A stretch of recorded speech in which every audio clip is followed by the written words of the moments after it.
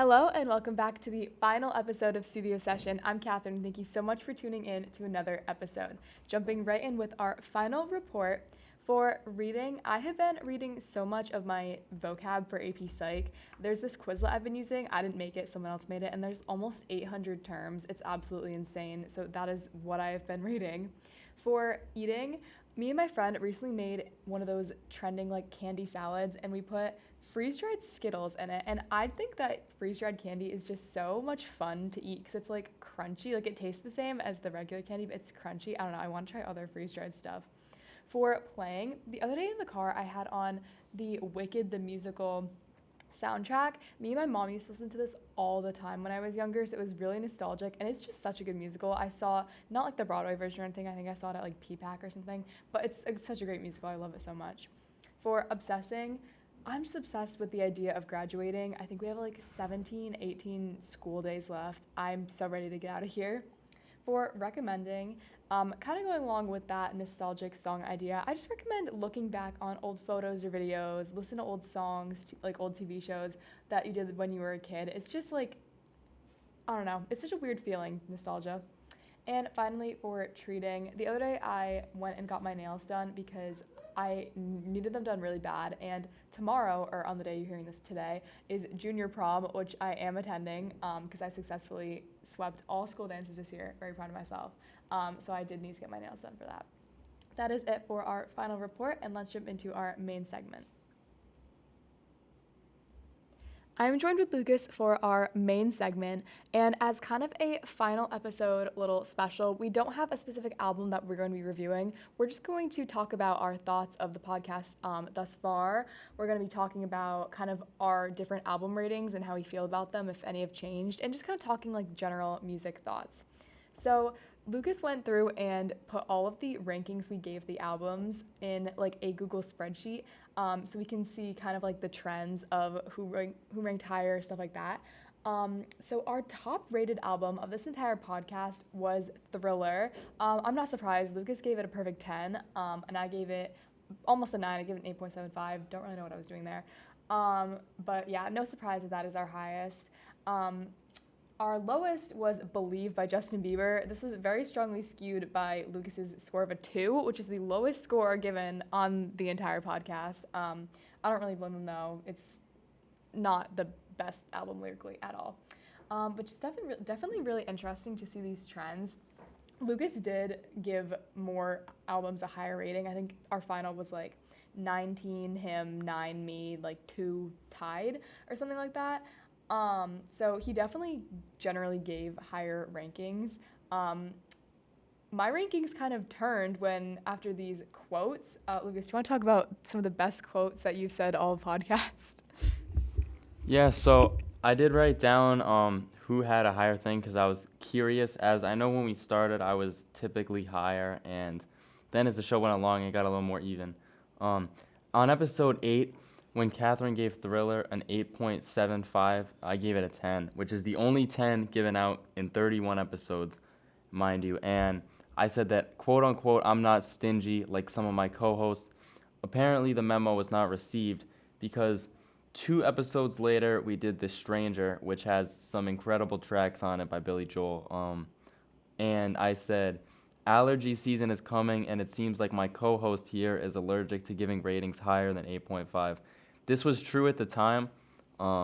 Just looking now, there's definitely some that are over 8.5. Like I can see Guts Spilled here, Doo-Wops and Hooligans, 1989. But I'm still in awe that Thriller only got an 8.75, especially that I believe Katherine said that her favorite song was like Baby Be Mine, which is not one of these songs on that album. So to say that that's your most favorite, and then if like the weakest song on the project is your favorite, then it has to be higher than an 8.75. Looking back, I think I definitely would have rated it a 9 or higher. It's just crazy how some of the songs that I rated not like initially the highest on this podcast have turned into some of my favorites. You'll kind of see that when we talk our updated favorite songs. It's a little hint of what's coming towards the end of the episode today. But a lot of the songs that I didn't initially rank high, I've like gone back and re-listened and just kind of gotten a whole new experience. So it was definitely really cool to like compare all of our rankings for this one. So now I just want to quickly talk about some new like album releases and singles that we didn't fully touch upon on the podcast, but I just liked. Sabrina Carpenter's single Espresso was so good. I think I kind of overplayed it for myself. It's been trending everywhere on social media, which also did not help. But on like the week it came out, I listened to it a ridiculous amount of times. So I may have ruined it for myself a little bit, but that's okay. I think that the Unheard EP by Hozier has some of my favorite songs by him. I know it wasn't a full album, so we couldn't fully review it, only 4 songs, but some of my favorites by him, definitely one of my favorite projects of his. Dua Lipa has been releasing a bunch of singles because she has an album upcoming, and I have to say, they kind of all sound the same. Like, they're good. I think she just kind of found like the niche that works for her and is getting her all of these hits, and she's just kind of repeating it. But you know, that's okay. So those were just some like recent drops that I like. Do you have any worth mentioning?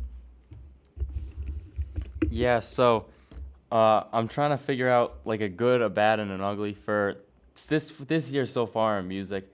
Good, I've got Benny the Butcher's Everybody Can't Go. This is kind of, if you ask me what the album of the year is so far for 2024, this is likely the answer I've given you. Although there have been some pretty spectacular albums. I really like the Ariana Grande one. And so that was the good. The bad, I got to give it to the We Don't Trust You / We Still Don't Trust You, 2 albums by Future, produced by Metro Boomin. I was pretty disappointed by these. I thought there'd be more. I especially thought We Still Don't Trust You would be better based on the reception that We Don't Trust You got. It was like, okay, we have this one track that's far and away better than the rest, and then we really didn't get an update. It's kind of the same thing. Future sounds the same on every song. And then the ugly, I got to give it to Vultures. You know that my feelings for this album are not the best. I was thoroughly disappointed, and it actually is very interesting because today, as the day we're filming is May 2nd, Kanye is supposed to release Vultures 2 at midnight tonight. I hope it doesn't happen because I think every new thing he drops is just going to further decline his rating based on how bad the first one was. If he does drop, hopefully it's better, but I don't have my hopes up.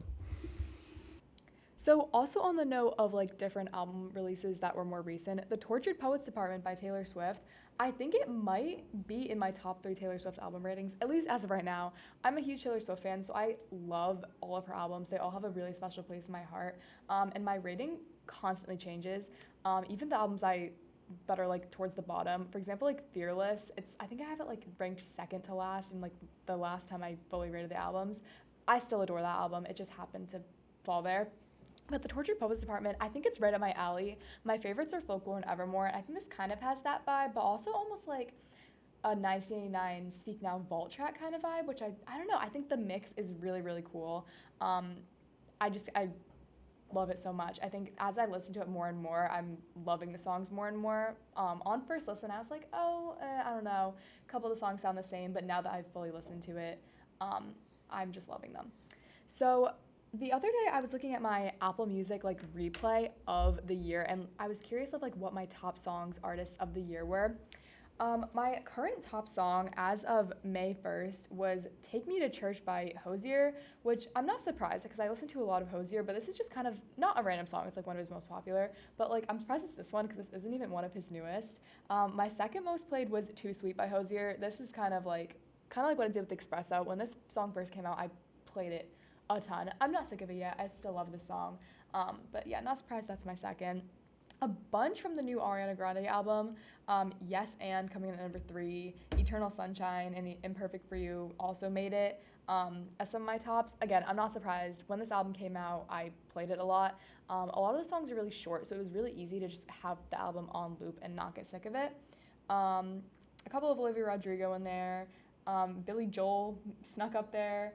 More Hozier. So I'm just really not surprised. I think that this podcast has really like helped me expand my music taste, but I don't think anything's getting me away from the Taylor Swift, Hozier, Sabrina Carpenter, like my favorite artists ever.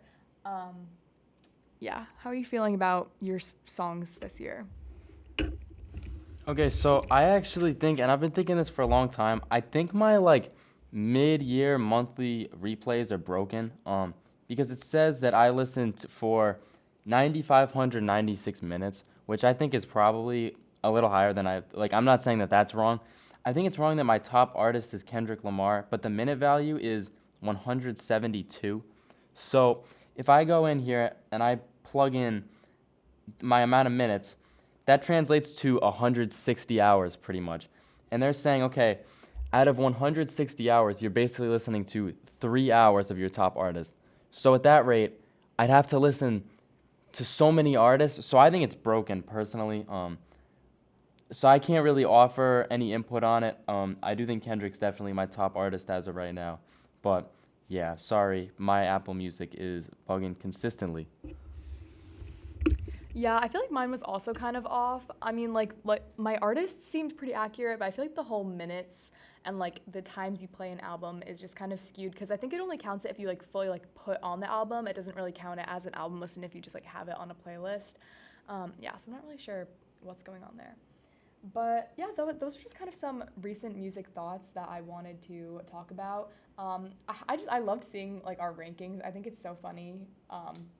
It's so funny that Lucas gave Believe a 2. I just think I can't get over that. It's so funny to me. Yeah, definitely really interesting to go back and see. So now for our last segment, we're going to recap something that we did at the very beginning, and it's going to be really fun. So for our segment today, we are back with a final playlist essentials, and I'm pretty sure our very first playlist essentials was kind of like a little get to know us kind of thing, and it was our top 5 favorite songs at that moment. So we decided to go back and do our updated top 5 favorite songs. Yeah, so I'm just gonna jump right in. 5th place, Viva La Vida by Coldplay. This was on my initial list, but I think it was at like 3, so it did drop. I love the song. I don't think I'm ever like getting over it. It's just so good. I know I mentioned this like in the first episode too, but it kind of has like a history storytelling kind of aspect, and I love history. I'm a history buff. It's my favorite thing to learn about. So it just always has a special place in my heart, and I love the musicality of the song. So I'm not surprised that it stayed in my top 5, but it did definitely drop. So yeah, I had none of my top 5 from 31 episodes ago carried over. Number 5, I have County Building Blues by Kendrick Lamar. I really like this song. It was a lead single off of Good Kid, Mad City. Didn't make the actual album, but I just discovered it again recently, and it's just such a good, nice, upbeat, happy song. And I really appreciate it. It definitely like flows, and it's especially as the weather's picking up, it's getting nice out. This is one of those songs I always turn to. Okay, so as I was mentioning before about how this podcast, like sometimes my initial rating of an album that we reviewed on this podcast like changes because I like go back and appreciate the songs. My 4th favorite song as of now is Scenes from an Italian Restaurant by Billy Joel, which I did not even give my favorite rating to when we reviewed this album. This just goes to show how things can change. When I went back and listened to this album, I like fell in love with the song. I just did not appreciate like the storytelling, musicality aspect of the song the first time. I've been listening to the song so much. This I think was the Billy Joel song that snuck into like my top songs of the year. It is just so good because it kind of has so many different elements. I feel like you can listen to it a bunch and like not get bored of it. You can always kind of pick up on something new. I just love it. It feels like you're listening to a story, but just great vocals too. So Scenes from an Italian Restaurant, Billy Joel, made the top 5. Yeah, I hear that Brenda and Eddie are still going steady. My list is going steady as well. My 4th pick is a song called Cliffhanger by Action Bronson. This song is just one of those songs where you sit back and listen to what the man is saying and you're like, okay, this is borderline insanity, but that's why I love it. There's one bar in particular that sticks out to me. He says, he's talking about how he lost his house sports betting, and he says, they tackled Bo at the 30 and did me dirty. Elbow injury for Magic, ankle injury for Worthy. So he's talking about Bo Jackson, James Worthy, and Magic Johnson. I just thought that was the cleverest 3 lines I've ever heard in my entire life. So I had to give the nod to this song. Action Bronson is obviously not one of the premier guys in the game, but I think he could be a shoo-in for the best lyricist conversation. For my third favorite song, this is another song that I mentioned on the podcast. We didn't do a full review of the album or anything, but I think I mentioned it in one of like my reports. That is Total Eclipse of the Heart by Bonnie Tyler. This song, I listened to it originally like on the day of the eclipse. I needed to I can't remember what I was doing. I was like sending someone a picture or whatever, and like I needed a song. So I put that song on it because obviously it has the word eclipse in it. This song just oh, it is so good. Her voice is like so powerful. I listened to the song like in that week following the eclipse so many times. I think my sister was driven absolutely insane by me playing it in the car. It is just so good. It's a rather long song. It just kind of keeps going. I remember I put it on. My sister's like, "Why is this song 6 minutes?" She's just saying the same thing, and I'm like, "I know, but I just can't get sick of it because it's so good." There's also like a male voice. I think that just kind of I don't know, spruces things up. Her voice is just so powerful in this. It's just so good. And like I said when I mentioned the first time, it does remind me of the Diary of a Wimpy Kid musical audition scene, which is just kind of funny and nostalgic. So yeah, definitely interesting that this one made my list. So my number 3 pick is High Enough by Damn Yankees. I mentioned this a couple episodes ago as going triple platinum on my dad's iPod from my youth. I basically played the same 3 songs over again, this being one of them. Also, one was Pompeii by Bastille. This song is just so incredible. I've been listening to it a lot lately, and I don't tend to listen to this kind of mellow rock that's going on here, but just something about the instrumentals in this are absolutely absurd. There's some mind-blowing guitar work at points, and the vocals are good as well. There's not to decredit the vocals. This song is just extremely well put together, and I definitely appreciate it. My number 2 stayed the same. Sorry to not be interesting, but it's Goodbye Yellow Brick Road by Elton John. I can't get over his vocals in this song. It's so good. Like when he's like, the blues, I'm not even gonna try. I cannot hit those notes, but it's so good. I don't know. It makes me feel like I'm levitating. I think I definitely said that the first time around too, but that just hasn't changed. It's so good. I don't know where I discovered the song. No one in my family's that much of a Elton John fan or anything. I know it's one of his popular songs, but I don't know where I discovered the song. But I just remember the first time I listened to it, I was like, oh my gosh, what is this tune? I knew immediately. I was like, this is amazing. So yeah. I'm not surprised that this didn't change.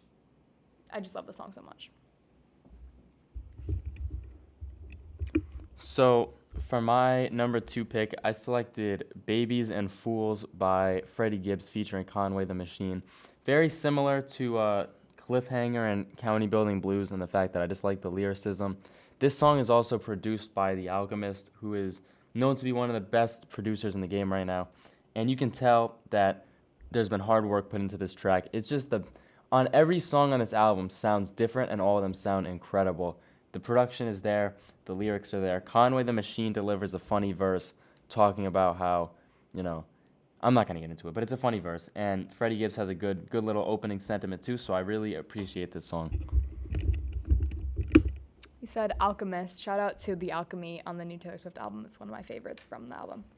And my number 1 song, sorry guys, I'm predictable. It didn't change. It's still For Emma by Bon Iver. I love this song so much. This song is on the shorter end, and actually him singing makes up not much of the song at all. There's maybe 60 seconds of him actually singing. But I kind of like the simplicity in that. It's just a beautiful song. I feel like I could fall asleep to this song. It's just so calming and serene. But at the same time, the lyrics are really deep. So I just kind of like that, it's a calm, sullen beat, but it has a deeper meaning. I don't know, just there's something in this song that is so beautiful to me, and I feel like this will be my favorite song for a while just because of, I don't know, I appreciate this song so much. So for my final pick, my top song, I went with a song that obviously, like I said, did not make my top 5 originally, but like Katherine said, kind of obsessing over the idea of graduation.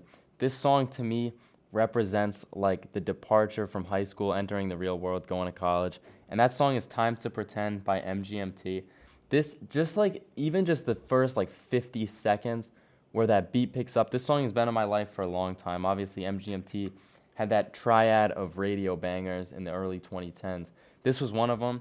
I'm glad it's still around. I'm glad that I'm still listening to it because there's something about the energy of the song and the idea of just evolving and there's a story kind of in the song too, and it just sounds so good. It's kind of sentimental almost, and for that reason it is my top favorite song right now. I absolutely love this song as well. I feel like it's such like a almost like senior year summer kind of song. I don't know. I feel like I'll be playing it a lot this summer. That was it for our final playlist essentials, and let's wrap up the podcast with some final thoughts.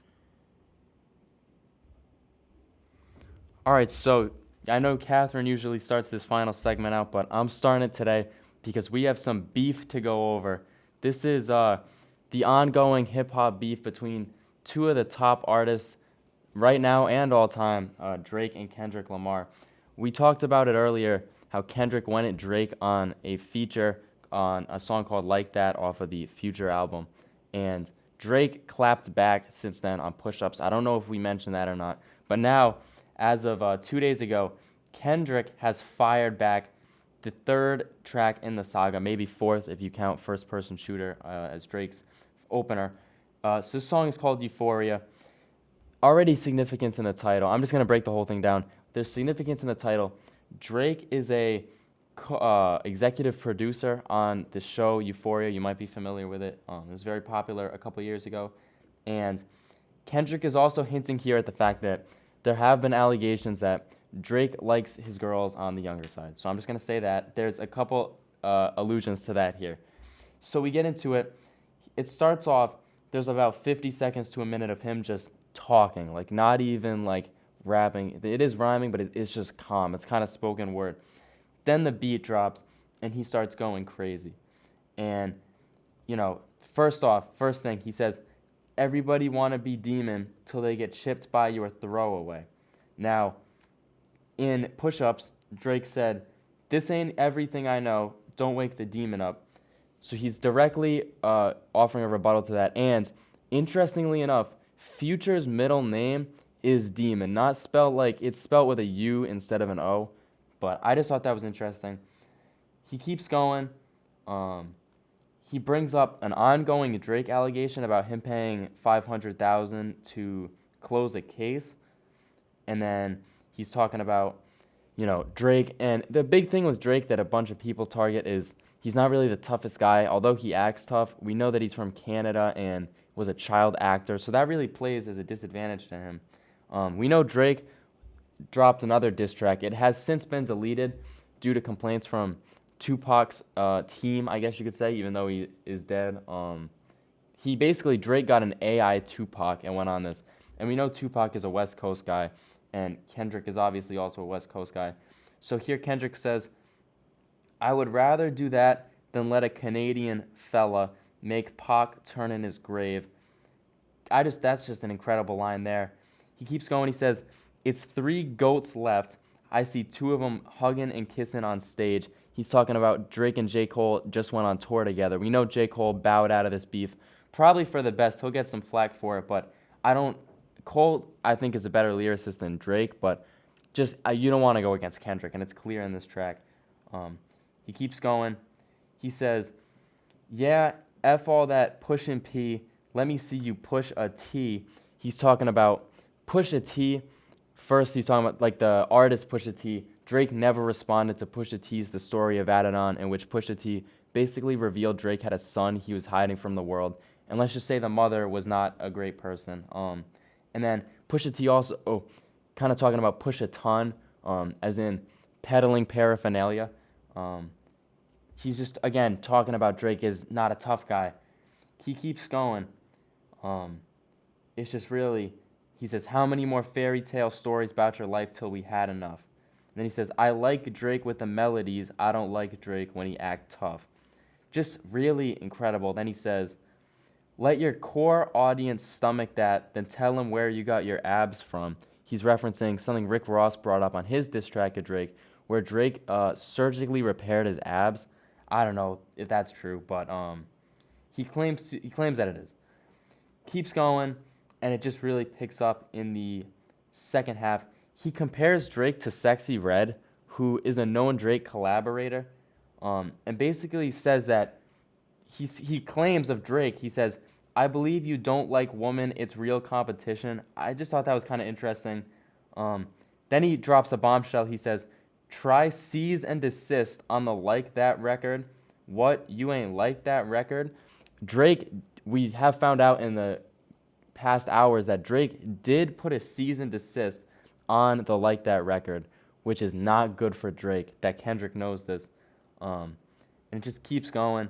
He says that he has a son to raise, but Drake doesn't know anything about that. Obviously, going back to the Pusha T.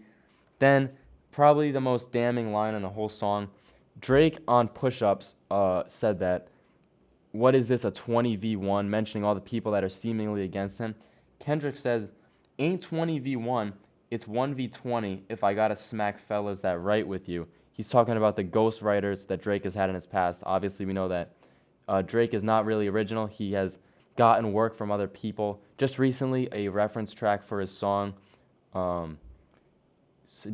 forget what the song is called, but it was a Lil Yachty track, and Drake basically took it. Not took it because we know they're friends, but yeah, he just keeps going, and he ends the song on a harrowing note. He says, "If you take it there, I'm taking it further. That's something you don't want to do."